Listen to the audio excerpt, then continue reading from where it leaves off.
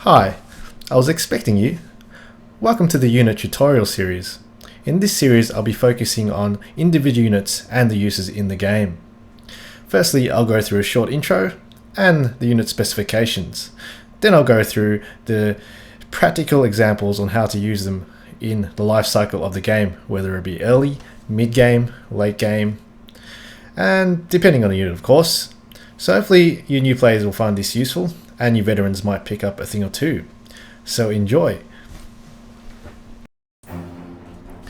First up we have the Panzer III, a very useful tank that comes earlier than most other medium tanks at a low price of 320 MP when fighting the usual suspects, the Soviets and the USA.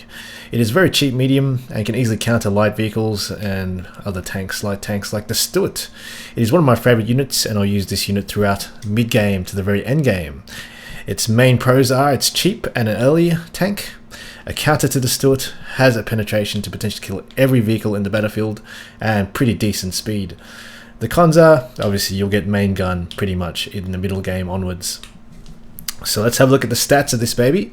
It's got a speed of 30, a crew of 4, an armor frontal body of 50, side 30, rear 50, top 22, and the turret 50, 30, 30, 10. So a pretty decent all-around armor for a medium tank at the early stage of the game.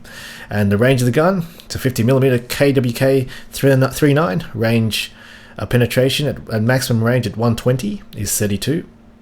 At 70, 56, 30, 74, 10, 80. So the penetration is decent, and if you load up the APCR round shot, it's at 90 range and it will increase the penetration by a lot more. And it does have the MG34 hull and coaxial there for the turrets there. So it's a decent all-around tank and an early mid-game tank. In early to mid-game, the Panzer III is a standard counter to a Stuart and possibly some other light vehicles.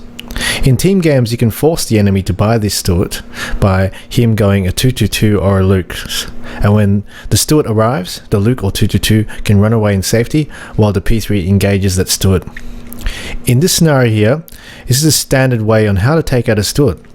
Basically you don't want to get close to it and you want to have a big open range to be able to take out the Stuart from afar. So simply here, just making sure I can take out the Stuart at maximum range, and I also right click on the Stuart, which I do for most light vehicles because it can usually penetrate it in most areas, and the AI is better at shooting moving targets and light vehicles are faster moving targets. So that's how you take out a Stuart at max range. It's fairly easy to do and that's how you should engage it.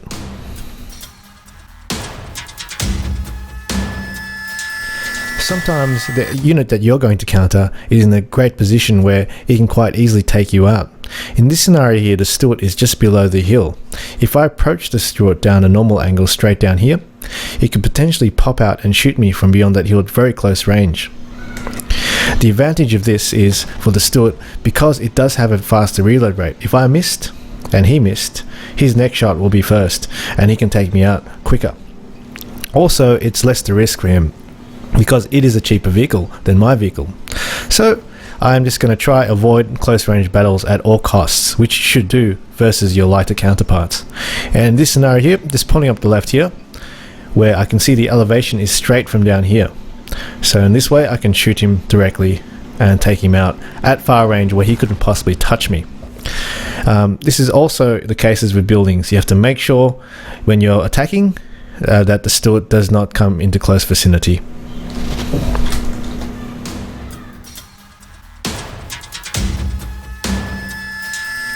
In middle game, the standard counter to take out your P3 is usually a Sherman, a Croc, or a T-34-76.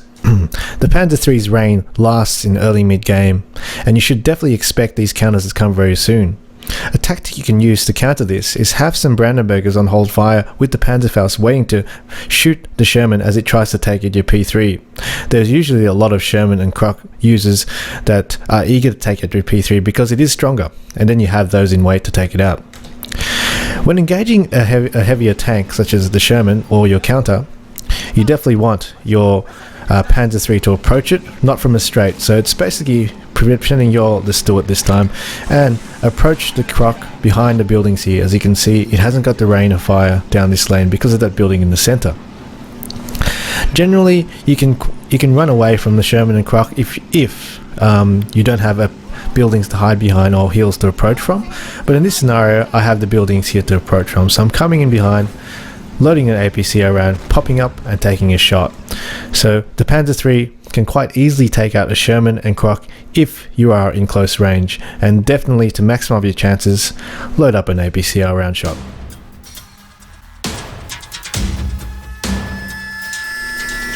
Angling.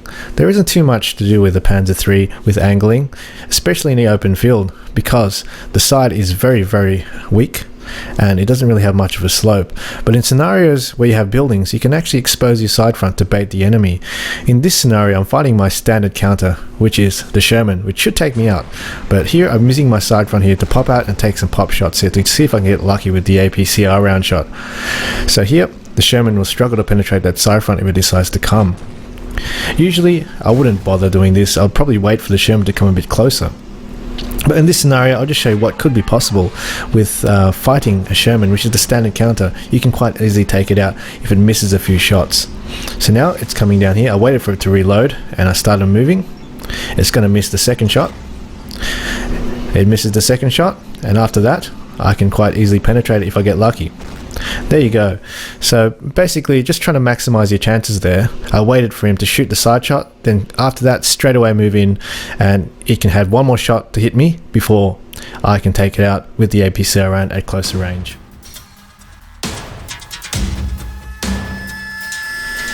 In the late game, the Panzer III is still an effective unit, but it should be used quite differently to what you usually use it.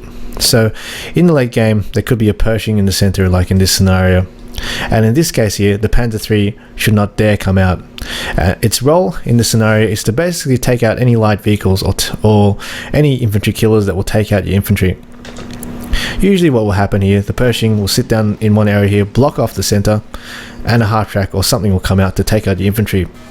The Panzer III's role is solely to take out the half track or the infantry killer at the range where the Pershing cannot take it out. So backing away here, making sure the Pershing can't shoot me, and take out the most priority target here, which is the half track. The half track at that stage was the most dangerous unit on the field. The Pershing right now is quite useless, it's not doing too much. So it's doing a very good job at what it should do at this stage of the game in the late time.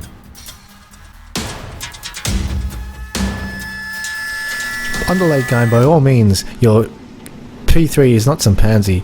It still has the gun capable of taking out any sort of tank possible. In this scenario here, I'm going to try attack that Pershing. Yet again, because you are the lighter vehicle, you have to use the terrain and buildings. In this scenario, again, we have that building in the center here where we can use to block the long range Pershing shots here. So now the Pershing cannot hit me. It does have a bit of moments where it can hit me through here if it decides to go forward, hit me there, or come out further, hit me over here. This is why this is quite risky to do, and I don't usually do this tactic, but if you're gung-ho and wanted to do that, it is possible. As you can see here, I'm using the building still, or hills, depending on what map, and the APC around here, you definitely want that loaded, and you should be able to take it out from the side. So definitely the key things here, use the terrain, and also use the APC round shot there. It is quite useful. So there it is, the first unit tutorial series on the P3J. Please let me know what else I should add to my next video. This is what I personally thought was important to a player to know how to use it in a game. To sum up, it's a great early mid tank to counter the Stuart specifically. Just ensure that you are far away when you engage those light vehicles.